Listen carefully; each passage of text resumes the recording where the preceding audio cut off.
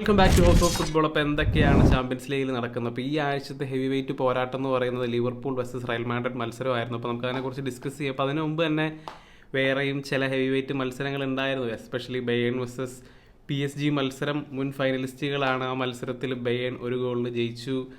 ഇപ്പോൾ ആ മത്സരത്തിൻ്റെയൊക്കെ ഗ്ലാമർ ശരിക്കും പറഞ്ഞു കഴിഞ്ഞാൽ താഴേക്ക് പോയി. ഓഫ് കോഴ്സ് PSG ഇപ്പോൾ പഴയ പോലെ ഒന്നുമല്ല. അവർ വൻ ശോകമാണ്. അവർ ശരിക്കും പറഞ്ഞു കഴിഞ്ഞാൽ ചാമ്പ്യൻസ് ലീഗിൻ്റെ ഏറ്റവും ബോട്ടം ആ ഒരു ഏരിയയിലാണ്. റിലിഗേഷൻ ചാമ്പ്യൻസ് ലീഗിൽ പുറത്തു പോകുന്ന ആ ഒരു ഏരിയയിലൊക്കെയാണ് PSG കിടക്കുന്നത്. സോ 5 മത്സരങ്ങളിൽ ഒരു വിജയം മാത്രമേ അവർക്ക് കണ്ടെത്താൻ സാധിച്ചിട്ടുള്ളൂ. അതുപോലെ തന്നെ ആഴ്സണലിന് ഒരു വലിയ വിജയം സ്പോർട്ടിങ്ങിനെതിരെ സ്വന്തമാക്കാൻ സാധിച്ചു. 5-1 5 വ്യത്യസ്തമായിട്ടുള്ള ഗോൾ സ്കോറേഴ്സൊക്കെ ആഴ്സണലിനുണ്ടായി. അതുപോലെ ഇന്നലെയൊക്കെ ഏറ്റവും കൂടുതൽ ചർച്ചാ വിഷയമായിട്ട് നിന്ന കാര്യം എന്ന് വെച്ച് കഴിഞ്ഞാൽ പെപ്പിൻ്റെ ഈ ഒരു ഫോട്ടോയും അതുപോലെ തന്നെ അദ്ദേഹത്തിൻ്റെ സ്റ്റേറ്റ്മെൻറ്റുമാണ്. ചാമ്പ്യൻസ് ലീഗിൻ്റെ ചരിത്രത്തിൽ ആദ്യമായിട്ട് 75 മിനിറ്റ് വരെ 3 ഗോൾ ലീഡ് നിന്ന ടീം ആ ലീഡ് കളഞ്ഞു കുളിച്ച് നഷ്ടപ്പെടുത്തി കളഞ്ഞു എന്നുള്ളത് ആദ്യമായിട്ട് സംഭവിച്ചൊരു കാര്യമാണ്. അപ്പോൾ അങ്ങനെ ഒരു കാര്യം സംഭവിച്ചു. തുടർച്ചയായ 6ാമത്തെ മത്സരത്തിലും പെപ്പിനും പിള്ളേർക്കും വിജയമില്ല എന്നുള്ളതാണ്. അപ്പോൾ അതോടുകൂടി തന്നെ പെപ്പ് ചില എന്താ പറയുക, ഇറ്റ്സ് നോട്ട് നോർമൽ, എന്തോ ഒരു സൈക്കിക് ആയിട്ടുള്ള രീതിയിലൊക്കെയുള്ള കാര്യം, may be wrong choice of words എന്ന് പറയാം. അപ്പോൾ അദ്ദേഹം പറഞ്ഞ് മൂക്കും തലയൊക്കെ പൊട്ടിയിരിക്കുന്ന കാര്യം പറഞ്ഞപ്പോൾ അദ്ദേഹം he try to harm himself എന്നുള്ള രീതിയിൽ പറഞ്ഞു. ഇപ്പോൾ നോർമൽ വല്ല കേസുകളൊക്കെ ആണെങ്കിൽ നമ്മളെല്ലാം വർക്ക് ചെയ്യുന്ന കാര്യങ്ങളൊക്കെ ആണെങ്കിൽ മിക്കവാറും അവർ ലീവിലെടുത്ത് പോകാൻ പറയും. കാരണം അത്രയും വർക്ക് സ്ട്രെസ്സൊക്കെ ഒരാൾ അനുഭവിക്കുകയാണെങ്കിൽ അത് ആ പറയുന്ന ഇൻസ്റ്റിറ്റ്യൂഷൻ്റെ തലയിൽ വരും. അപ്പോൾ പെപ്പിൻ്റെ കാര്യത്തിൽ may be wrong choice of words എന്ന് പറയാം. പക്ഷേ ഇറ്റ്സ് നോട്ട് ലുക്കിംഗ് ഗുഡ്. അത്ര മാത്രമേ ഇതിനെക്കുറിച്ച് ഞാൻ പറയുന്നുള്ളൂ, വേറൊന്നും പറയുന്നില്ല. അപ്പോൾ എന്തായാലും മാൻ സിറ്റിയുടെ ഫോം ഇറ്റ്സ് ബാഡ്. കൂടുതലായിട്ടും പറയുകയാണെങ്കിൽ ശരിക്കും പറഞ്ഞു കഴിഞ്ഞാൽ ഡിഫെൻസീവ് എറേഴ്സാണ് അവരെ ഈ പറഞ്ഞ പോലെ അവരുടെ ആ ലീഡ് കളഞ്ഞു വിളിച്ചതെന്നുള്ളതാണ്. അവരങ്ങനെ ചെയ്ത് കാണാത്ത കാര്യങ്ങളാണ്. അപ്പോൾ അങ്ങനെയുള്ള കാര്യങ്ങളൊക്കെ ഇപ്പോൾ സംഭവിക്കുന്നുണ്ട്. എനിവേ അതൊക്കെ അവിടെ നിൽക്കട്ടെ. അതിന് ശേഷം ഞാൻ ആക്ച്വലി കണ്ട മത്സരം Liverpool versus Real Madrid game. അപ്പോൾ ആ മത്സരത്തിൽ 2-0 ലിവർപൂൾ ജയിച്ചു. അപ്പോൾ അങ്ങനെ ഒത്തിരി വർഷങ്ങൾക്ക് ശേഷമാണ് റയൽ മാഡ്രിഡിനെതിരെ ഒരു നല്ല റിസൾട്ട് ലിവർപൂളിന് കിട്ടുന്നതെന്നുള്ളതാണ്. ഏതാണ്ട് 10-16 വർഷങ്ങൾക്ക് ശേഷമാണ് ലിവർപൂൾ റയലിനെതിരെ വിജയിക്കുന്നത്. ഇവർ തമ്മിൽ പലപ്പോഴും ഏറ്റുമുട്ടാറുണ്ട്. പക്ഷേ അങ്ങനെ ഒരു വിജയം സ്വന്തമാക്കാനായിട്ട് ആർനെ സ്ലോട്ടിന് സാധിച്ചു. അതും വളരെ ഡോമിനൻ്റ് ആയിട്ടുള്ള പെർഫോമൻസ് ആയിരുന്നു. കാര്യമായിട്ടുള്ള ചാൻസുകളൊന്നും റയൽ മാഡ്രിഡിന് കൊടുത്തിട്ടേ ഇല്ല. അവർക്കൊരു പെനാൽറ്റി കിട്ടി, അത് ഗല്ലഹർ സേവ് ചെയ്തു. ഈക്വലി മോസലയ്ക്ക് പെനാൽറ്റി കിട്ടി, അത് ഈ പറഞ്ഞ പോലെ പുറത്തേക്ക് പോയി.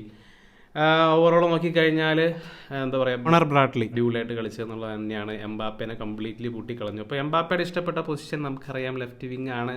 അപ്പോൾ അങ്ങനെ വിനീഷ്യസിനും റോഡ്രിഗോയ്ക്കൊക്കെ ഇഞ്ചുറി ആയതുകൊണ്ട് എംബാപ്പയ്ക്ക് ആ പൊസിഷൻ കിട്ടി, ലെഫ്റ്റ് വിങ്ങിൽ കളിക്കാനുള്ള അവസരം കിട്ടി. പക്ഷേ എംബാപ്പെ അത് മുതലെടുത്തില്ല എന്നുള്ളത് തന്നെയാണ്. കംപ്ലീറ്റ്ലി ശോകം പെർഫോമൻസാണ്. ഒരു സ്റ്റിങ്കറാണ് ഡ്രോപ്പ് ചെയ്തത്.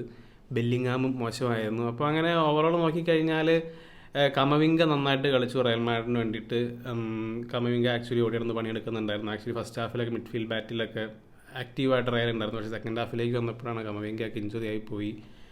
അതുപോലെ തന്നെ ലിവർപൂൾ നന്നായിട്ട് തന്നെ കൺട്രോൾ ചെയ്ത് തന്നെയാണ് കളിച്ചത്. അത് ലിവർപൂൾ ആർനെ സ്ലോട്ടിൻ്റെ അണ്ടറിൽ അവർ ഏറ്റവും സംഭവിച്ച ഒരു മാറ്റം എന്ന് പറഞ്ഞു കഴിഞ്ഞാൽ അവർക്ക് ഗെയിമിലുള്ള കൺട്രോളിൻ്റെ കാര്യം തന്നെയാണ്.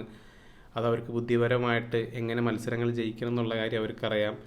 പക്ഷേ സംഭവിച്ചൊരു കേസ് എന്ന് വെച്ച് കഴിഞ്ഞാൽ ബ്രാഡ്ലിക്ക് ഇഞ്ചുറി ആയി എന്നുള്ളതാണ്. ഹാംസ്ട്രിങ് എന്തോ ഇഞ്ചുറി വന്നിട്ടുണ്ട്. അതുപോലെ തന്നെ കൊണാട്ടയ്ക്ക് ഇഞ്ചുറി വന്നിട്ടുണ്ട്. അപ്പോൾ അതൊക്കെ അസസ് ചെയ്യേണ്ട കാര്യങ്ങളാണ്. അപ്പോൾ അങ്ങനെ ചില ഇഞ്ചുറി കൺസേൺസ് ലിവർപൂളിന് വന്നിട്ടുണ്ട്. ഇപ്പോൾ റയലിനെ സംബന്ധിച്ച് പറയാനുള്ള കാര്യം എന്ന് വെച്ച് കഴിഞ്ഞാൽ അവർക്ക് കാര്യമായിട്ടുള്ള ഇഞ്ചുറി കൺസേൺസ് ഉണ്ട് എന്നുള്ളത് തന്നെയാണ്. അപ്പോൾ ഡിഫൻസിലുള്ള ഇഞ്ചുറി കൺസേൺസ് കൊണ്ടാണ് അസൻസിയോയ്ക്ക് കളിക്കേണ്ടി വന്നത്. അപ്പോൾ അദ്ദേഹത്തിൻ്റെ ആദ്യത്തെ മത്സരമായിരുന്നു. നന്നായിട്ട് തന്നെ ചെക്കൻ കളിച്ചു എന്നുള്ളത് തന്നെയാണ്. വലിയൊരു മത്സരം തന്നെയാണ്. അപ്പോൾ ആ മത്സരത്തിൽ നന്നായിട്ട് തന്നെ അസൻസിയോ കളിച്ചു. പക്ഷേ മറ്റ് പല ഏരിയയിലുള്ള പ്രശ്നങ്ങൾ റയലിനെ പിന്നോട്ട് വലിക്കുകയാണ്. അപ്പോൾ ഇന്നലെ 2ാമത്തെ ഗോള് ലിവർപൂൾ സ്കോർ ചെയ്തതാണെങ്കിലും 6 അടി പൊക്കമുള്ള ഗാക്പോയാണ്. അവിടെ ആ ഗാക്പോനെ മാർക്ക് ചെയ്യാനായിട്ട് പോലും ആരും ഉണ്ടായില്ല. ആ ഏരിയയിൽ ഉണ്ടായിരുന്ന ആകെ ഒരാളെന്ന് വെച്ചാൽ മോഡ്രിച്ചാണ്. അപ്പോൾ അങ്ങനെയുള്ള പ്രശ്നങ്ങൾ. പിന്നെ ഫസ്റ്റ് ഗോളൊന്നും പറയാനില്ല, നല്ലൊരു ടീം ഗോളായിരുന്നു ലിവർപൂൾ അടിച്ചത്. മക്കാലിസ്റ്ററിൻ്റെ നല്ലൊരു ഗോളായിരുന്നു. അപ്പോൾ അങ്ങനെ ഓവറോൾ നല്ല രീതിയിൽ തന്നെ ലിവർപൂൾ ബുദ്ധിപരമായിട്ട് കളിച്ച് അവരുടെ ഡീമൺസിനെ ഓവർകം ചെയ്തു എന്നുള്ളതാണ്. ഇപ്പോൾ ഈ സീസണിൽ ഇതുവരെ യൂറോപ്പിലെ ബെസ്റ്റ് ടീം എന്ന് പറയുന്നത് ലിവർപൂളാണ്, നിസ്സംശയം പറയാം. ഇപ്പോൾ ചാമ്പ്യൻസ് ലീഗിൻ്റെ ടേബിളിലാണെങ്കിൽ അവർ 1ാം സ്ഥാനം നിൽക്കുകയാണ്, പ്രീമിയർ ലീഗിലാണെങ്കിൽ 1ാം സ്ഥാനം നിൽക്കുകയാണ്. ഈ സീസണിൽ ഇതുവരെ they are doing quite well. അതുപോലെ മെൻഷൻ ചെയ്യാൻ വിട്ടുപോയ ഒരാളെന്ന് വെച്ച് കഴിഞ്ഞാൽ കോട്ടുവ നല്ല ഫസ്റ്റ് ഹാഫിൽ നല്ല സേവുകളൊക്കെ നടത്തി എന്നുള്ളതാണ്. അപ്പോൾ ഇനി കമവിംഗയും കൂടി ഇഞ്ചുറി ആയതോടുകൂടി റയലിൻ്റെ പ്രശ്നം ആക്ച്വലി വീണ്ടും ഡബിളായി എന്നുള്ളതാണ്. ഇനിയിപ്പോൾ അഞ്ചലോട്ടിക്ക് സാക്ക് കിട്ടുമോ, അതാണ് വീണ്ടും എന്നൊരു ചോദ്യം. പക്ഷെ അത് മാനേജറിന് കംപ്ലീറ്റ്ലി ഒന്നും ചെയ്യാൻ പറ്റില്ല. വേറൊരു മാനേജർ വന്നു കഴിഞ്ഞാൽ ഇപ്പോൾ ഇത്രയധികം ഇഞ്ചുറി ഉള്ളൊരു സ്ക്വാഡിനെ എന്ത് ചെയ്യാനാണ്? അപ്പോൾ അതുകൊണ്ട് മാനേജറിൻ്റെ തലയിലേക്ക് വെച്ചിട്ടും വലിയ കാര്യമൊന്നുമില്ല. ജനുവരിയിൽ എന്തെങ്കിലുമൊക്കെ രീതിയിലുള്ള ബാക്കപ്പോ സൈനിങ്ങുകളോ വരുമോ എന്നുള്ളതാണ് നോക്കേണ്ടത്. So let's wait and see. അപ്പോൾ നിങ്ങളുടെ അഭിപ്രായങ്ങൾ തീർച്ചയായും കമൻ്റായിട്ട് ഇടുക. മറ്റൊരു വീഡിയോയുമായി വീണ്ടും കാണാം.